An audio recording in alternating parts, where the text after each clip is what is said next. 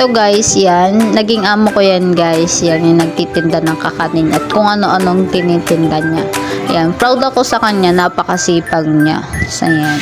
Nang tendera pa niya ako sa isdaan guys, ay napakabait niya. Marunong siyang makasama sa tao at hindi siya masyadong kung ano sinasabi niya. Yung ganyan-ganyan.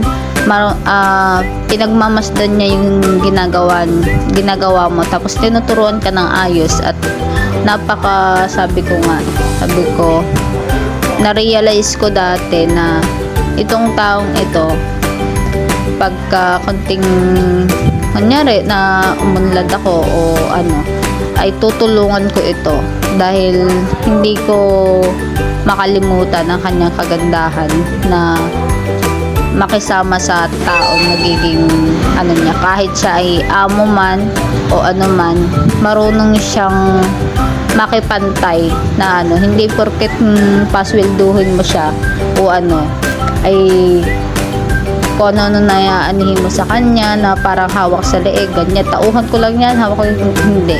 Napaka ano niya sa tao na tapos napakaluwag niya. Ayun guys, sa dami kong napasukan na kung saan man po ako nagtrabaho, na-realize ko yung mga naging amo ko ay napaka mababait talaga. Nung una pa lang po, nagtrabaho ako sa restaurant, yun. Napakabait niya, tapos hindi ko makalimutan na pumapasok pa lang po ako, yung working student po kasi ako, mga 4th year yata po ako. Yung asawa po niya, lagi niya akong hinahatid sa school. Hindi ko po talaga makalimutan yun.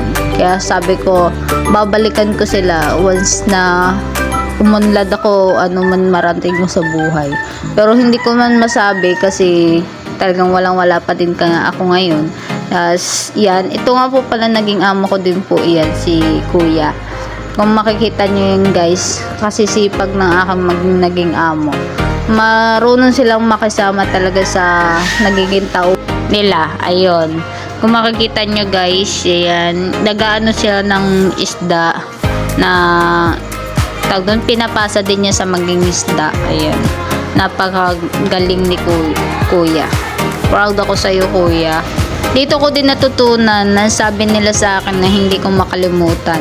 Sabi sa akin, maging mabait ka sa customer o sa mga taong nakakasalimuha mo. Kasi pag once nang mabait ka at mapaano mo sila, ay sa iyo babalik at babalik ang customer na bumili sa iyo. Kaya na-realize ko na ganun pala, kailangan makisama ka talaga sa tao. At yun lang po.